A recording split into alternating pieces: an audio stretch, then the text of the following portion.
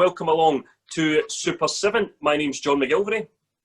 Yeah, and I'm Liam Rudden, and over the coming weeks, we're going to be joined by some of the biggest names in the world of Speedway who'll be sharing with us their Super 7, their dream team. And what a guest we have to get us started tonight. I'll hand you back to John. He'll do the honours. John. Thanks, Liam. Yeah, welcome along to David Howe. David, it's great to have you along. I have you listed here as a 2005 Scottish Open winner, an Elite League winner with Peterborough Panthers, British Under-21 champion, and of course rode in the Speedway Grand Prix in 2003 and 2007. It's been some career. Firstly, how are you? I'm very well, yeah, can't complain. Life's plodding along, yeah. Bit different after Speedway finished, but yeah, I'm okay. And talk us through your career, David, some of the highs and some of the lows that you had through your Speedway career. You mentioned a lot of them there. You know, I was lucky enough to win a Premier League title with Peterborough as well, and an Amateur League title, and an Elite League title with Wolverhampton. You know, Welsh Open, things like that, they were fantastic to win. The lows, probably the fact I wasn't quite good enough. But, I don't think that's the truth, David. I can't complain. You know, it was not a bad run. Are you missing anything about it, David? No, I don't think so. Because when I had my injury and I packed up before, I did. Where this time, I did it on my own terms, and I had 2 years at Berwick, which were fantastic. And then I had a year where I was full-time mechanic for Nikolai, so I had I was still involved, but I didn't have to pay for things or get hurt anymore. So I had kind of a wind-down year as well. So now I'm good where I am. And we're going to talk to you about your all-time 1 to 7. So 7 riders who have directly affected you, you've been involved with, you've perhaps ridden beside some of them, if not all of them. So we'll start with your number 1. When I saw it at the top of the list, it didn't surprise me at all, but I'll let you introduce them. My number 1 would be, has to be for me, is Tony Carlsen. It's just a no-brainer for me. Yeah. You said you'd ridden with Tony for a month at Oxford. The guy was a class above for most, if not all, of his career. What did he bring to you in that month? You could say, I mean, obviously it was he retired halfway through that year, but you could just, the professionalism, the way he approached things. And they say you shouldn't meet your heroes, but I'm glad I really did with Tony, because he was the nice, funny guy until 7 o'clock. Then you could just see he flicked a switch and became the racer Tony. But you know, Tony's been my hero since I was young. I mean, I liked Tony before it was cool to like Tony. He is one of my one of my first rides on a Speedway bike, and I had a problem, didn't run, and I didn't know who he was. So it'd be like 91, 92 winter, something like that. And all I can remember was his leathers, and he came up and he made a fuss of me. I think Ross Pagano were touring in the UK at the start of the year, and I was just, who's this guy? Who's just, you know, and then from then on, I always watched him, and I kind of liked the 93 to 95 version of Tony the best, where he was probably a little bit looser than he was in his later career. We go to Denmark for your number 2, and again we'll let you introduce them. Why this rider, and what is it about him that you think fits well into that number 2 slot? My number 2 would be Jan Andersen. I rode with him in 98 and 99 at Peterborough, and also I spent, I think, 2 or 3 seasons with him in Sweden. He was very influential to me in that period of time. He got me my first Swedish team spot. Typical Danish, you know, very professional. Taught me a lot. Probably looking back now, he probably could have taught me more, because, you know, maybe he wasn't as open to information as I could have been. But you know, we became firm friends in that period. You know, I just stayed at his house and we used to fly to Sweden together. It's yeah, it was a lovely guy, and I still keep in touch with him now. David, how important is the influence that these riders have on you as a young rider coming into the sport, their experience? I mean, how important is that to you as a rider and to your own development? Oh, definite. You know, I've always had pride in the way I present my equipment, and certainly Jan had a big say in that. Taught me, you know, how to work on bikes and how to wash bikes properly. You know, when I was 16, 17, I probably wasn't up to the standard I should have been. But you know, looking back, I think I learnt more in later years. Looking back at what they taught me back when I was young, you know, when I was a little bit older, and I could, oh yeah, Jan told me to do this, or they. So yeah, a massive help to me. I think that could be said about any walk of life, though. When we're younger, we perhaps don't listen to those that know much more than us, do we? No, your number 3, you spoke about experience there. Your number 3 has it in absolute spades. Tell us who you've picked at number 3. Again, PK, the same kind of mould as Jan. When I went to, I mean, I rode with him at Peterborough as well. But we both had the same engine tuner, so I knew him a little bit. But when I went to Wolverhampton, he was a massive help to me, not just in England, but anywhere I raced. If I raced against him in Sweden, I can remember a World Championship meeting. I'd go up to him, hey, Pete, because I went through a stage where I didn't practice because I didn't like to, I felt my bikes were set up better at home than having to worry about working them after practice. Went up to Pete, said, oh, Pete, what gear you running? And he just, told me. You know, he was just an honest guy.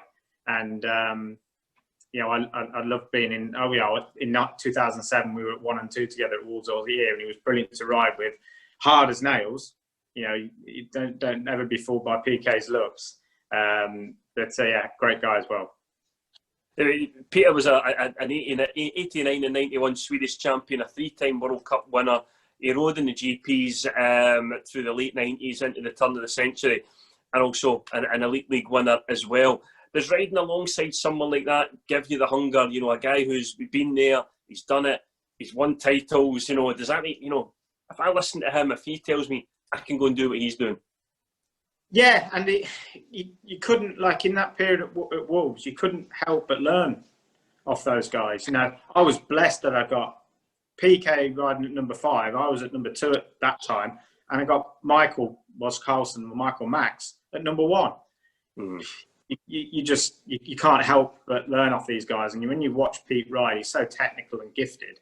Yeah, it was certainly taught me how to learn that the bend 2 will move at Wolves. You know, and I watched Pete do that. I thought, right, that's what I've got to be doing. And I don't think I drifted off that line much all the time I was there. That inside line worked every time, didn't it?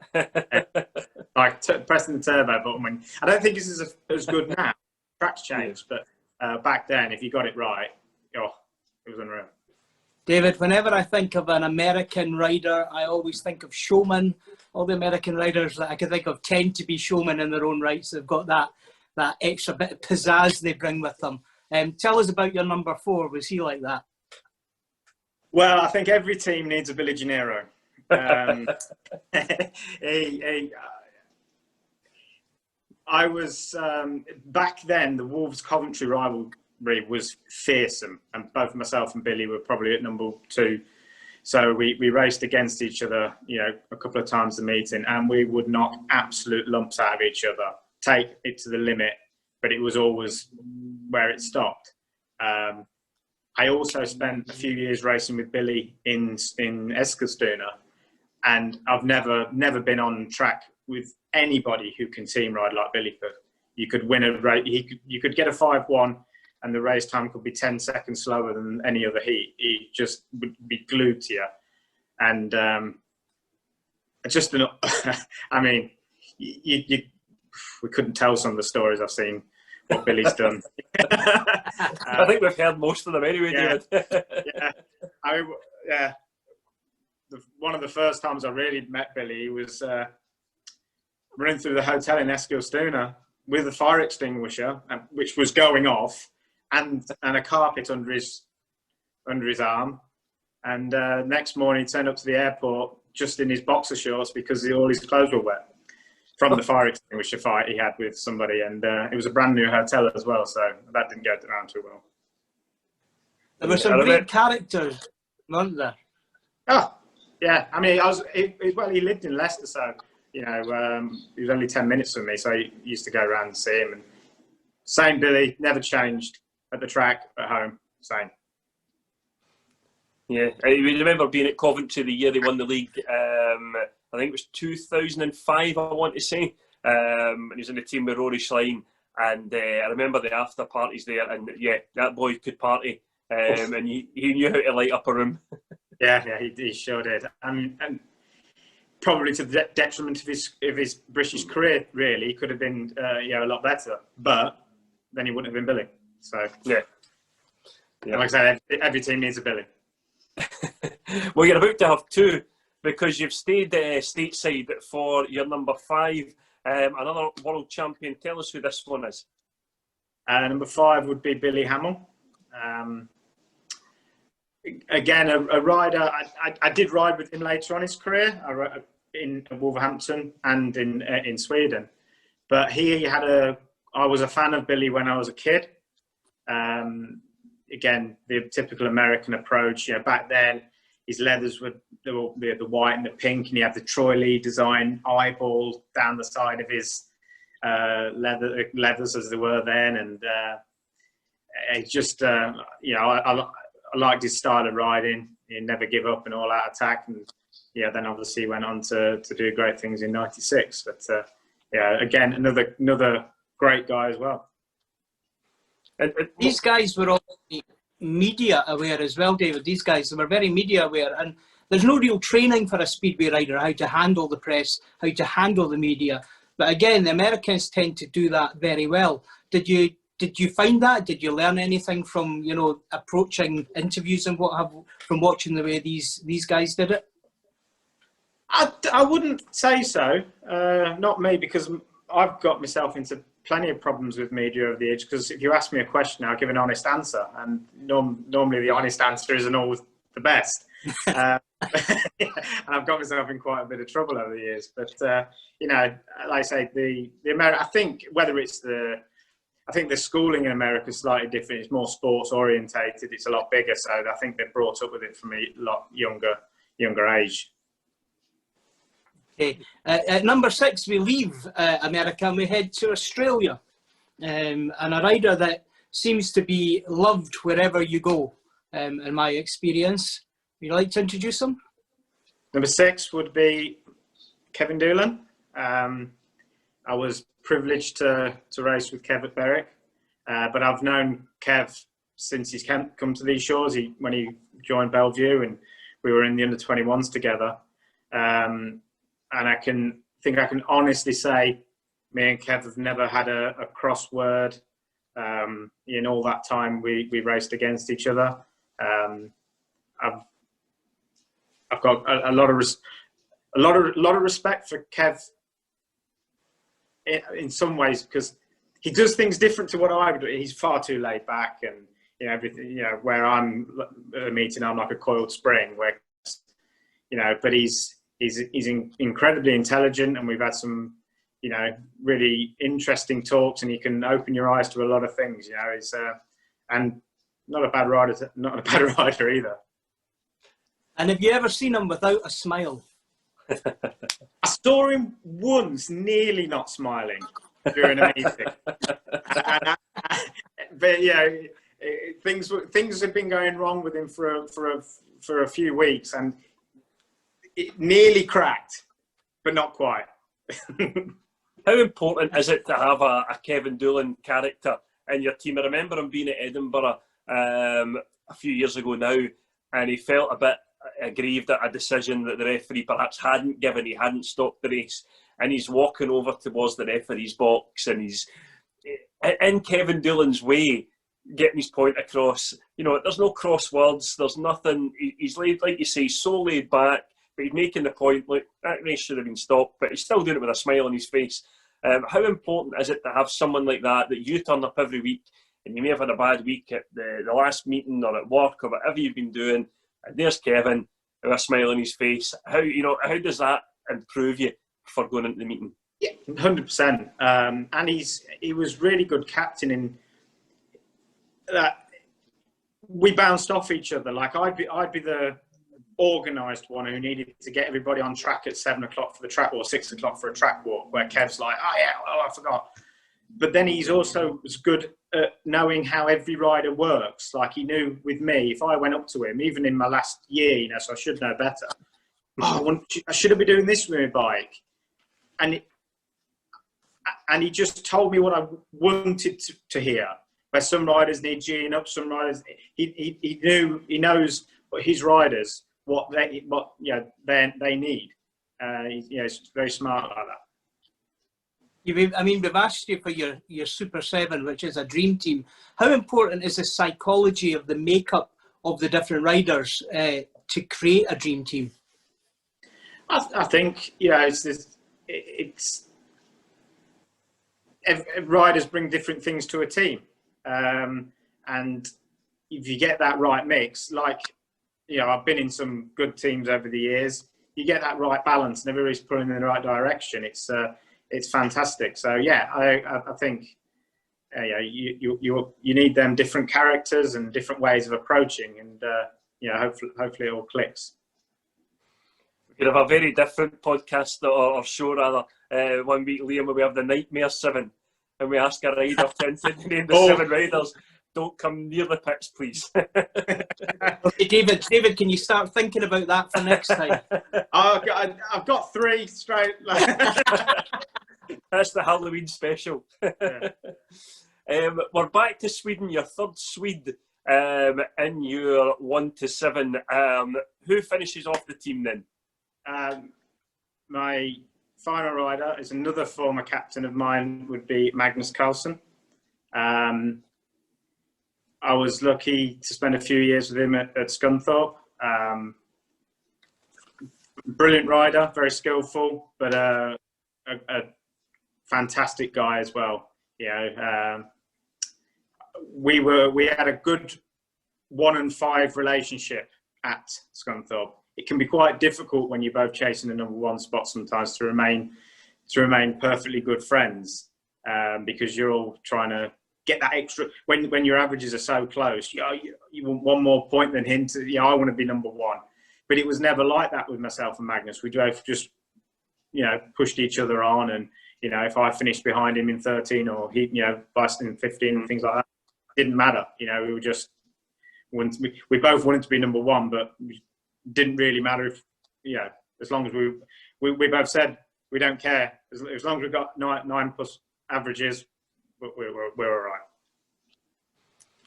That was your numbers. That was your 7 riders, but your Super 7 has a number 8 as well. So the number 8 isn't a rider, but it's probably the most important person in the team. I would say so. I was very lucky to have Pete Adams as my team manager at Wolverhampton. Incredibly astute team manager. Knows how to work his riders, a bit like how I said Kev was, knowing his team. Pete was the same.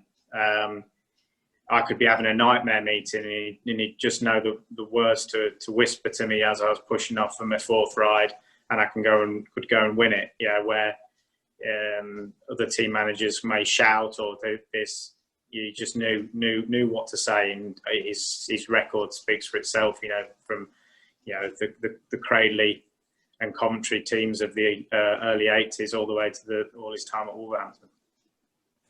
I take it a good team manager, they have to be able to encourage you like that, and they have to know what to say to you to get the best out of you. Do they also have to know when to be hard with you and to give you the kick up the backside? Oh yeah, he was. Yeah, definitely. I think they got a balance at Wolverhampton as well, because Pete was the team manager, but Chris was the boss. And I always felt like when you went to see Chris in his office, it was like going to the headmaster's office. So I think Pete was kind of the team.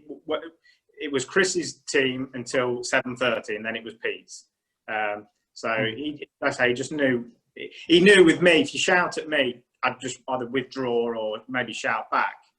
It doesn't get the best out of everybody. So he knew with me, I'd be telling me total lies. I can remember him one day telling me that I think I was off gate 2 at Wolverhampton. Oh, you never lose a race off gate 2. They always win it. I think I went and won the race. But I look back later, 3 last in the last few meetings off gate 2. They just don't say at the right time. Sorry, Liam, on you go. Go on, John. I was just going to say it's a very cosmopolitan 1 to 7.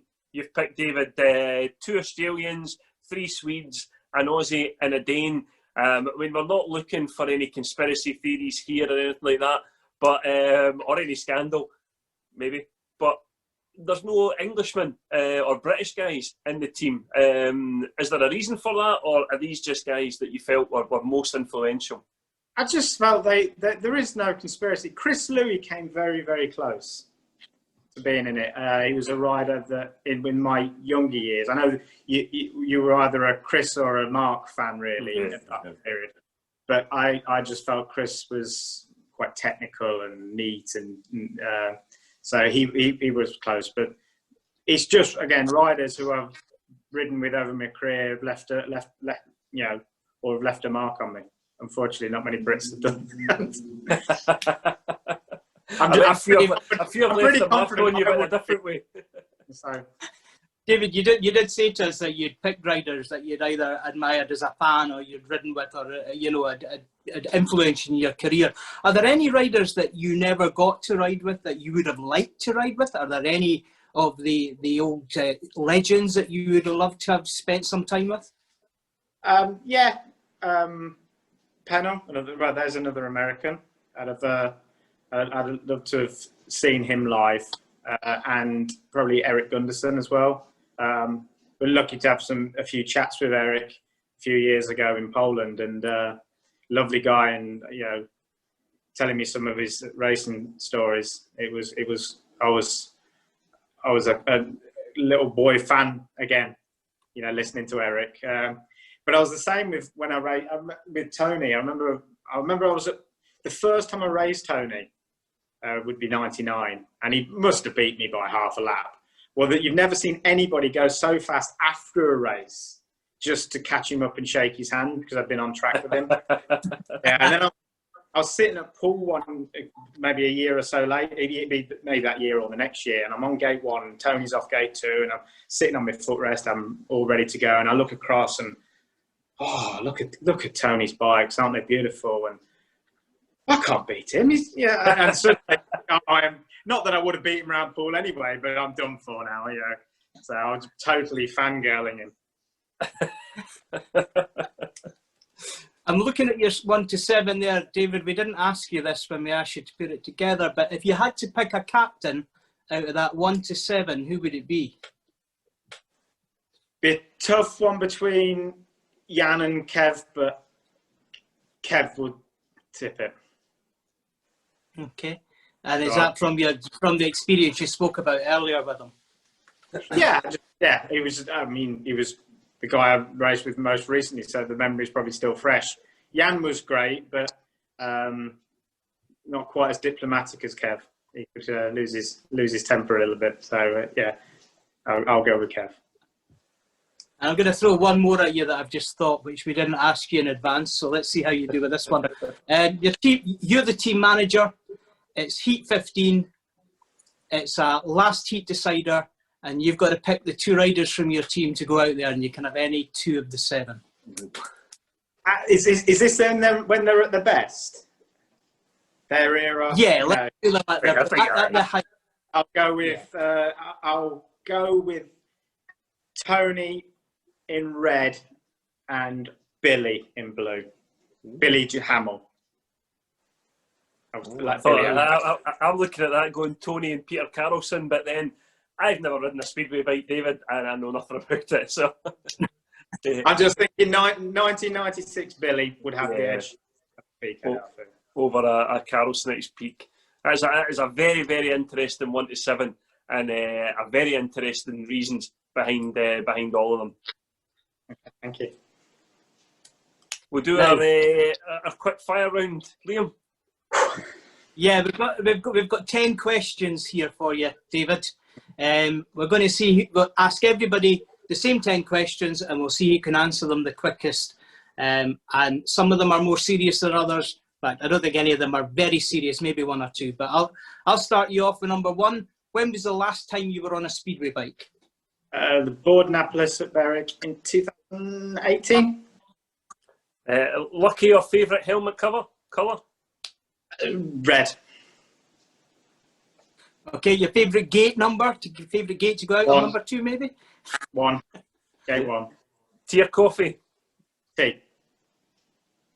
Okay, if you weren't a speedway rider, what would you have been? Probably would have joined the army. Favourite pastime or hobby? Playing around and riding any motorbikes. Okay, do you have a favourite film? Probably Anchorman. Good choice. Race suit or a race jacket? Race jacket. Race jacket.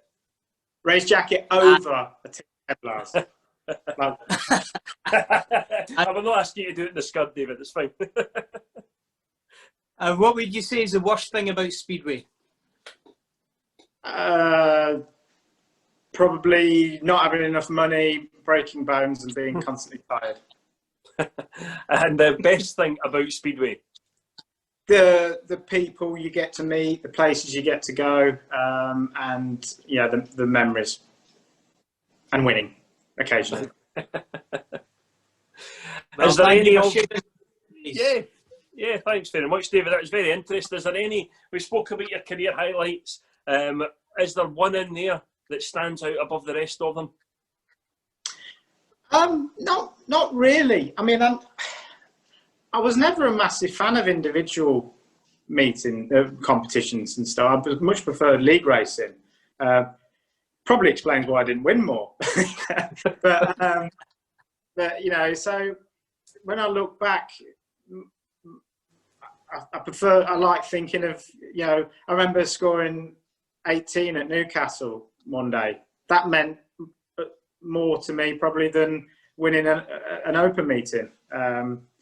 So yeah, I just had like I say, a decent career. I was blessed. I managed to do well in the teams. So nothing really stands out. I mean, it's easy to say riding at Cardiff because every rider wants to ride at Cardiff, and I was lucky to do it twice. So if you had to hold a gun to me, I'd probably say Cardiff. Yeah, it's unsurprising, really. I think that would be the pinnacle of a lot of riders' careers to ride at Millennium Stadium in the British Grand Prix. David, it's been fascinating chatting to you. Thank you very much for giving us an insight into your Super 7. Thank you for having me. And we'll be back shortly with another rider. We'll find out his Super 7. So from Liam and myself, thanks for joining us, and we'll see you soon. Thank you, David.